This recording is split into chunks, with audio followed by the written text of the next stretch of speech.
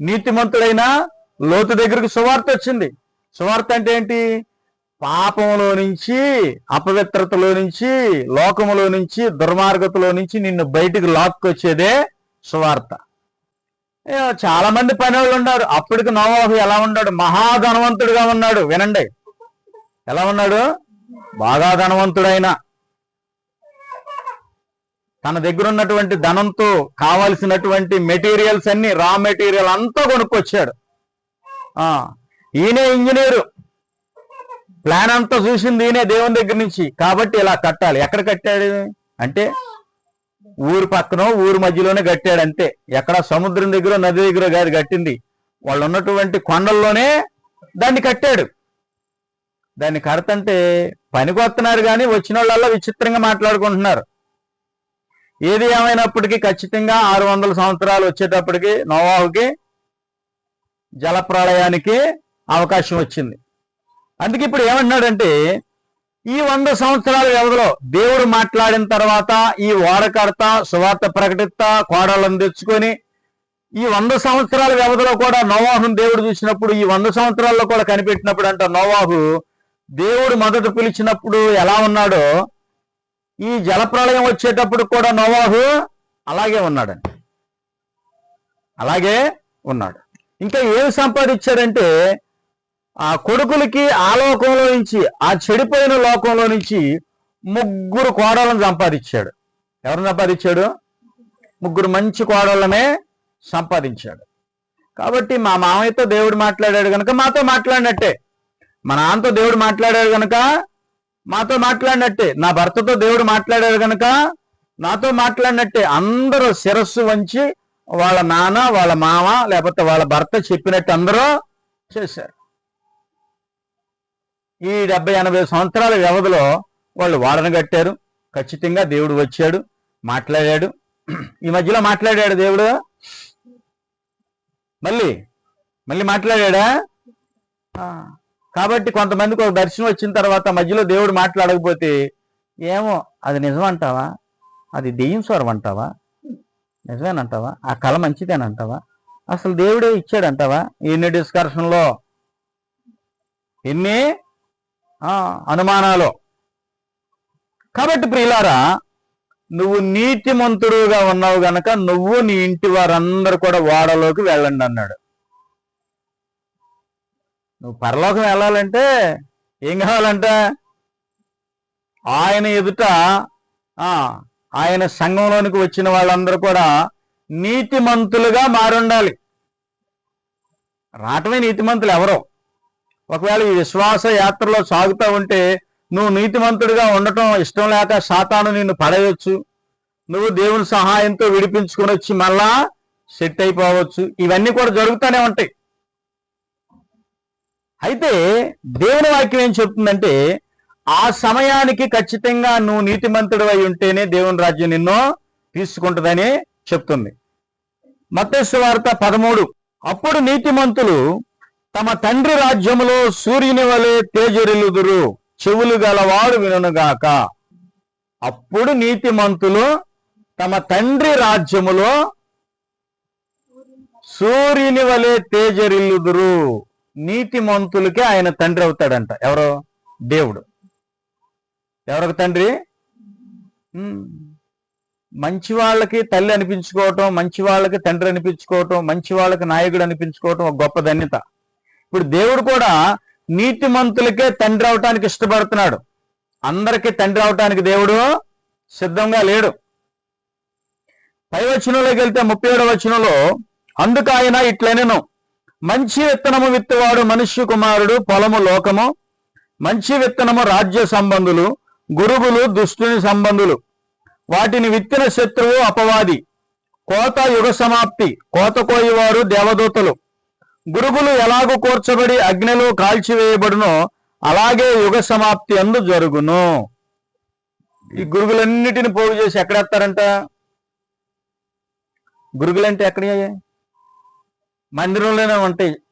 ఎక్కడ ఉంటాయి?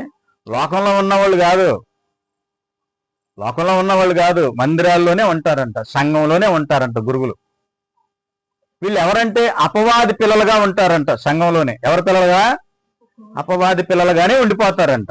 మార్పు చెందరు, వాక్యం వింటానే ఉంటారు, మందిరానికి వస్తానే ఉంటారు, పైగా వీళ్ళు కానుకలు ఇస్తానే ఉంటారు, చాకరీ చేస్తానే ఉంటారు, స్తుతిస్తానే ఉంటారు, గణపరుస్తానే ఉంటారు, అన్నీ చేస్తానే ఉంటారు. కానీ వీరు గురుగుల్లాగానే ఉంటారంట. ఎలా ఉంటారు?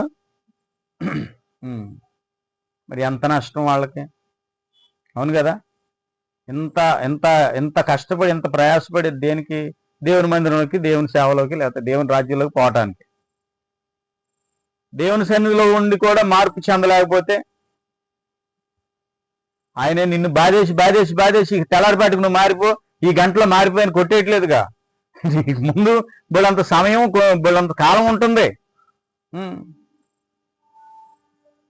అయితే ఇక్కడ మనం చూస్తే ఏం చెప్తుంది దేవుని మాటలంటే, మనుష్య కుమారుడు తన దూతలను పంపును, వారు ఆయన రాజ్యములో నుండి ఆటంకములకు సకలమైన వాటిని దుర్నీతి పరులను సమకూర్చి అగ్నిగుండములో పడవేయుదురు.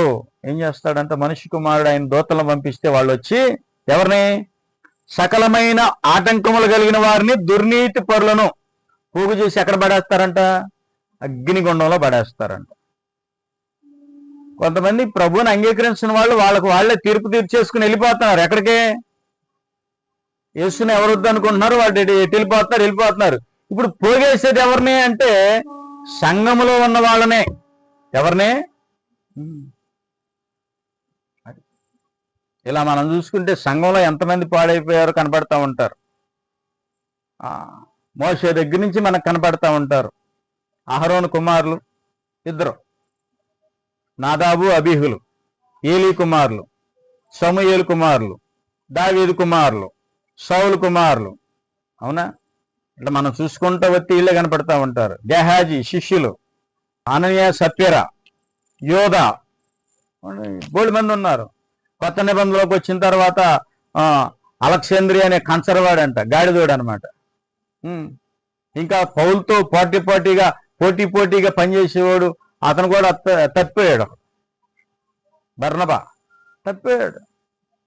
సొంత మేనల్లుడు అని, బంధువు అని అండేసుకుని అటుపోయాడు. పౌలే ఇంకొకటి తీసుకుని పక్కకొచ్చాడు. ఇక బర్నబా ఏమైపోయాడు? ఇందులో దేమా అనేవాడు యుహలోకాన్ని స్నేహించి వెళ్ళిపోయాడంట. చాలా జాగ్రత్తగా ఉంటేనే పరలోకం మనకి. అజాగ్రత్తగా ఉంటే ఏం లేదు. ఇక మనం అసలు దేవుణ్ణి ఎలాగ గణపరచాలి? దేవుణ్ణి ఎలాగ గణపరిచితే దేవుడు ఆనందిస్తాడు? మంచిగా కానుకలు తీసుకొస్తే దేవుడు ఆనందపడతాడా? మంచిగా దశంభాగాలు పట్టుకొస్తే దేవుడు ఆనందపడతాడా? దేవుడేం ఆనందపడ్డు, నేనే సంకలు కొట్టుకుంటా. అవునా కదా? నాకే వాడుకుంటా, దేనికో దానికి దేవుని పనికి ఉపయోగపడతాయి. మరి ఏం చెప్తే చెప్పండి? సరే, మంచి పూలదండ ఆయనకి ఎత్తే ఆయన మంచిగా సంతోషిస్తాడా? లేకపోతే బంగారపు దండ ఎత్తే సంతోషిస్తాడా? మరి ఏమెత్తే దేవుని సంతోషపెట్టగలుగుతాం మనం? మరి అంటది, నా ప్రాణము ప్రభువుని ఘనపరుచుచున్నది. మనుష్యుడు తన ప్రాణమును తప్ప దేవునికి ఏమి ఇయ్యగలడో? దేవుడిచ్చిన ప్రాణాన్ని నువ్వు తీసుకెళ్లి దేవునికి ఇస్తే చాలంట. హల్లెలూయా. దేవుడు నీకు ఇచ్చిన ప్రాణాన్ని నువ్వు తీసుకెళ్లి ఆయనకి ఇస్తే అదే. తన ప్రాణం లోకమంతా సంపాదించి వాడి ప్రాణాన్ని పోగొట్టేసుకుంటే ఏంటి వాడికి లాభం? అందుకే మరి ఏమంటది, నా ప్రాణము ప్రభువుని. అది నువ్వేదో మలుపుల దాంట్లో ఎత్తే గణపరిచినట్లా, యేసుప్రభు వారిని కూర్చోబెట్టి ఒక శాలువ ఎత్తే గణపరిచినట్లా, లేకపోతే 4 గేలల అరటికాయలు పట్టుకొస్తే గణపరిచినట్లా, నీ ప్రాణముతో ఆయన్ని గణపరచాలంట. హల్లెలూయా. నా ప్రాణమా ఆయన చేసిన ఉపకారములలో దేనిని మరువకము. నా ప్రాణమా ఆయనను సన్నుతించుము. హల్లెలూయా. కాబట్టి మనం ఏమిచ్చి ఆయనకు రుణమో తీర్చలేం. ఒకవేళ రుణం తీర్చే అవకాశం ఏదన్నా ఉంటే నీ ప్రాణంతో ప్రభు పని చేయి. ప్రభు కోసం కష్టపడు, ప్రభు కోసం ప్రయాసపడు, ఆత్మల కోసం ప్రార్థన చేయి, నీ కుటుంబం కోసం ప్రార్థన చేయి, సేవకుడి కోసం ప్రార్థన చేయి, సంఘానికి ఇంకా అనేక మంది నా వల్లే రక్షణ పొందుకొని అనేక మంది మారునట్లు ప్రార్థన చెయ్యి. నీ కష్టానికి రేపు అక్కడ ప్రతిఫలం దేవుడు సిద్ధపడతాడు. కాబట్టి ఇక్కడ ఏమని చెప్తుందంటే, దుర్నీతి పరులను సమకూర్చి అగ్నిగుండములో పడవేయబడుదురు, అక్కడ ఏడుపును పండ్లు కొరుకుటయు ఉండును. చెప్పండమ్మా, ఆత్మకు పుళ్ళుంటాయా? అమ్మా స్వరూప, ఆత్మకు పుళ్ళుంటాయా? పుళ్ళుంటాయా? ప్రకృతి సంబంధమైన శరీరానికి ఏ అవయవాలు ఉన్నాయో ఆత్మ సంబంధమైన శరీరానికి అయ్యే అవయవాలు ఉన్నాయి. ప్రకృతి సంబంధమైన శరీరం పాడైపోయే శరీరం గనక కన్ను పోవచ్చు, కాలు పోవచ్చు, చచ్చుబడిపోవచ్చు, పొళ్ళుడిపోవచ్చు, వినపడకపోవచ్చు, ఇవి జరుగుతుంది. ఆత్మ సంబంధమైన శరీరానికి అన్నీ ఉంటాయి. నీ పొళ్ళు ఊడింది, ప్రకృతి సంబంధమైన శరీరం పొళ్ళి ఊడింది. ఆత్మ సంబంధమైన శరీరానికి పొళ్ళు ఉన్నాయి. ఏమున్నాయి? పొళ్ళు ఉన్నాయి. అయితే ప్రకటన గ్రంథంలో ఇంకో మాట చెప్తున్నాడు, 21వ అధ్యాయము, ఏ దేవాలయమును నాకు కనబడలేదు, సర్వాధికారి అయిన దేవుడగు ప్రభువును గొర్రెపిల్లయు దానికి దేవాలయమై ఉన్నారు. ఇంతకీ పరలోకం వెళ్ళిన తర్వాత మనందరికి ఆరాధన చేసుకుంటానికి మందిరం ఉంటుంది అనుకుంటున్నారా? ఉంటుందా మందిరం? అసలు మందిరం ఏమి ఉండదు, దేవాలయం ఏమి ఉండదు పరలోకంలో. చాలా మంది ఏమనుకుంటున్నారంటే పరలోకం వెళ్ళిన తర్వాత ఏమనుకుంటున్నారు, మందిరం ఉంటుంది అనుకుంటున్నారు. అక్కడ మందిరం ఏమి ఉండదు. ఎవరంటా ఉండేది అక్కడ? ఏ దేవాలయమును పరలోకంలో నాకు కనబడలేదు, సర్వాధికారి అయిన దేవుడకు ప్రభువును గొర్రెపిల్లయు దానికి దేవాలయమై ఉన్నారు. హల్లెలూయా! వాళ్లే దేవాలయం. ఎవరు? మహాదేవుడు, గొర్రెపిల్ల. గొర్రెపిల్ల అంటే ఎవరు? యేసు ప్రభు వారే. మరి సర్వశక్తిమంతుడైనటువంటి దేవుడు కూడా అక్కడ మనకి కనపడుతున్నట్లు ఉంది. అందుకే కిందకు వచ్చిన తర్వాత, ఆ పట్టణములో ప్రకాశించుటకై సూర్యుడైనను చంద్రుడైనను దానికి అక్కర్లేదు. ఇక సూర్యుడితో పని లేదు, చంద్రుడితో. దేవుని మహిమయే దానిలో ప్రకాశించుచున్నది, గొర్రెపిల్లయే దానికి దీపము. అంటే ప్రభు కాంతితోనే అందరూ బ్రతుకుతారంట. అంటే పరలోకానికి కూడా చెప్తున్నాడు. ఏమన్నాడంటే, దాని గుమ్మం తలుపులు వేయబడవు, ఎందుకంటే రాత్రి లేదుగా. జనములు దాని వెలుగునందు సంచరింతురు, భూరాజులు తమ మహిమను దానిలోనికి తీసుకొని వత్తురు. పరలోకంలో కంట భూరాజులు ఎవరో? రాజులైన యాజక సైన్య సమూహం అని మనల్ని పిలిచాడు దేవుడు. మనం ఏం పట్టుకుని వెళ్ళాలంట పరలోకంలోనికి? మహిమను పట్టుకుని వెళ్ళాలంట. మహిమను ధరించుకొని వెళ్ళాలంట పరలోకంలోకి. మషిని కాదు. ఏం ధరించుకొని? మహిమను ధరించుకున్న వాళ్ళు అందులోకి వెళ్తారంట. మహిమ లేని వారు ఎవరు కూడా అందులోనికి వెళ్ళలేరుగా. జనములు తమ మహిమను ఘనతను దానిలోనికి తీసుకుని వచ్చెదరు. మహిమతో పాటు ఘనత కూడా పట్టుకొస్తారంట. ఏంటి ఘనత? ప్రభు మనల్ని రక్షించిన కానించి దేవుణ్ణి విడిచిపెట్టకుండా సాగటమే ఘనత. ఇంకా దేవుడు మనకిచ్చినటువంటి ఆత్మీయ వరాలను మనం ధరించుకోవటమే ఘనత. ఈ ఘనతను మనం కలిగి పరలోకం వెళ్తామంట. వెళ్ళే వాళ్ళ గురించి చెప్తున్నాడు. కిందకు వచ్చిన తర్వాత ఏమంటున్నాడంటే, గొర్రెపిల్ల యొక్క జీవగ్రంథమందు వ్రాయబడిన వారే దానిలో ప్రవేశించరు గాని నిషిద్ధమైనదేదైనను అసహ్యమైన దానిని అబద్ధమైన దానిని జరిగించేవాడైనను దానిలో ప్రవేశింపడు. అబద్ధాన్ని చాలా తేలిగ్గా చూస్తున్నారు మనుషులు. కూతిదానికి అబద్ధం ఆడ, కాతిదానికి అబద్ధం ఆడ, అమ్మతో అబద్ధం ఆడ, నాన్నతో అబద్ధం ఆడ, భర్తతో అబద్ధం ఆడ, భార్యతో అబద్ధం ఆడ, పక్కన వాళ్ళతో అబద్ధం ఆడ. ఏంటిది అబద్ధం అనేది? నోటికి ఎట్టయిపోయింది. లిప్టిక్ అన్నా నయం, ఏదన్నా ప్రోగ్రామ్ మీద బయటికి వెళ్ళేటప్పుడు రాసుకుంటారు. అబద్ధం అనేది ఎట్టయిపోయింది? చెప్పండి. అబద్ధం ఎట్టయిపోయిందంట? వాడుకైపోయింది.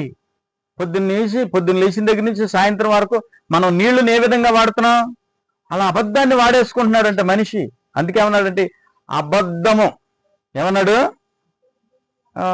సరే 8వ వచనం చూడండి. పిరికివారును, అవిశ్వాసులను, అసహ్యులను, నరహంతకులను, వ్యభిచారులను, మాంత్రికులను, విగ్రహారాధికులను, అబద్ధికులందరూ అబద్ధాన్ని చాలా తేలి. ఈ ఫోన్తో మాట్లాడే అన్ని అబద్ధాలు ఎన్ని? ఆ అబద్ధాలు నిన్ను బద్దలు చేసేస్తాయి. ఏం చేస్తాయి? పరలోకం నుంచి నిన్ను విడగొట్టేస్తాయి. ఇంక నువ్వు పెద్ద పాపాలు, వ్యభిచారాలు ఏం చేయవసరం. నువ్వు పెద్ద పెద్ద ఏమి చేయవసరలా, అబద్ధాలు చాలు నిన్ను. కాబట్టి ప్రియులారా, దేవుడు ఏం చెప్తున్నాడంటే లోకాసు వార్త 17, నోవాహు దినములలో జరిగినట్లు మనుష్య కుమారుని దినములలో జరుగును. నోవాహు ఓడలోనికి వెళ్లిన దినము వరకు జనులు తినుచు త్రాగుచు పెండ్లాడుచు పెండ్లికి ఇవ్వబడుచు నుండిరి. అంటే ఏంటి వింటున్నారా? వాళ్ళు పెళ్లిళ్ళు చేసుకుంటున్నారు, ఆ రోజుకి పెళ్లిళ్ళు జరుగుతున్నాయి అంట ఖచ్చితంగా. పెండ్లికి ఇచ్చుకుంటాం అంటే ఏంటి? మా అమ్మాయిని మీకు, మీ అబ్బాయిని మాకని. దాన్ని ఏంటంటారు? ఏమంటారు? చూసుకొచ్చుకుంటామా ఏంటంటారుగా? పెళ్లి చూపులా? నిశ్చితార్థాలు ఖాయం చేసుకుంటారు, ఇవన్నీ జరుగుతూనే ఉంటాయి అంట. పెళ్లిళ్ళు జరుగుతూ ఉంటాయి అన్నీ. మొత్తం అంత ప్రోగ్రాంలోనే ఉంటారు. ఈయన చేసే పని ఏంటి? నోవాహు పని ఏంటి? సువార్త చెప్పటం రోజు. ఆయన చేసే పని ఆయన చేస్తాడు. అంటే ఇక చాలు, నువ్వు ఓడలోకి పద అనే రోజు వరకు కూడానంట అందరూ పెళ్లిళ్ళు చేసుకుంటున్నారంట, తింటున్నారంట, తాగుతున్నారంట, విందులు. ఇప్పుడంటే కొంచెం ఆగిపోయింది, కానీ పెళ్ళి అంటే ఏంటనుకుంటున్నారు? తాగటము, డొల్లటము, ఎగరటము, గంతులు వేయటము, తన్నుకోవటము. ఇది పెళ్ళి అంటే. అది పెళ్ళి. పెళ్ళేమో ఆడికి అర్థమవుతుందా? ఆనందమేమో చూసిన వాళ్ళకి. అలా ఉంది. చూడండి, ఆ రేత్రి కాడ ఏమొచ్చిందంట? వచ్చేసింది. వారిని అందరినీ ఏం చేసిందంట? జలప్రళయం మొత్తం కొలాప్స్ అయిపోయింది. యేసు ప్రభు వచ్చేంత వరకు కూడా సువార్త ప్రకటించబడుద్ది. ఇంకా చాలా మంది బాగా పండిపోయిన మేధావులు ఏం చెప్తున్నారంటే సువార్త అంట ఆగిపోద్దంట. మరి ఈడు ఆపుతాడు, ఇలా తాత ఆపుతాడు తెలీదు. ఏంటి? దేవుని వాక్యము ఎల్లప్పుడూ నిలుచును అంటే జలప్రళయం వచ్చేంత వరకు కూడా వాక్యము కంటిన్యూ. యేసు ప్రభు వచ్చేంత వరకు కూడా వాక్యము అవుద్ది కంటిన్యూగా. కిందకు వచ్చిన తర్వాత ఇంకో మాట చదువుకుందాం. లోతు దినములలో జరిగినట్టు జరుగును. ఏం జరుగును? అక్కడ ఎట్లా ఉంది? జనులు తినుచు త్రాగుచు కొనుచు అమ్ముచు నారు నాటుచు ఇండ్లు కట్టుచు నుండిరి. అంటే యాజ్ ఇట్ ఈజ్ గా పని అంతా జరుగుతూనే ఉంది. ఎవరికి ఏమి ఈ రేత్రి తెల్లారి పొద్దునికి అగ్ని గంధకాలు వచ్చి మన మీద పడిపోయి మనం అందరం బూడిదైపోతామని ఎవరికి లేదు, అసలు ఎవరికీ తెలీదు. అందుకే ఏమన్నాడంటే నా దినము దొంగవలే వచ్చును అన్నాడు. ఏమన్నాడు ఆయన? వాళ్ళు ఆ రోజుకు వరకు కూడా పెళ్లిళ్ళు చేసుకున్నారంట, పెళ్లిళ్ళు జరుగుతున్నాయంట ఆ ఏరియాలో. అక్కడో పెళ్ళి, అక్కడో పెళ్ళి, అక్కడో పెళ్ళి, మొత్తం ప్రోగ్రాంలో ఉంది. రేత్రిగాడు వచ్చేసింది. వీళ్ళ దగ్గరకు కూడా ఆ రోజు రేత్రి ఎక్కడికి వచ్చింది సువార్త? నీతిమంతుడైన లోతు దగ్గరకు సువార్త వచ్చింది. సువార్త అంటే ఏంటి? పాపంలో నుంచి, అపవిత్రతలో నుంచి, లోకములో నుంచి, దుర్మార్గతలో నుంచి నిన్ను బయటికి లాక్కొచ్చేదే సువార్త. ఇప్పుడు ఎవరి దగ్గరకు వచ్చింది? లోతు దగ్గరకు వచ్చింది. సువార్త వచ్చి లోతుని పిలిచింది, లోతు కుటుంబాన్ని పిలిచింది, లోతుకు సంబంధించిన వారందరినీ పిలిచింది. అవును కదా? కానీ వాళ్ళందరూ కదల్లా.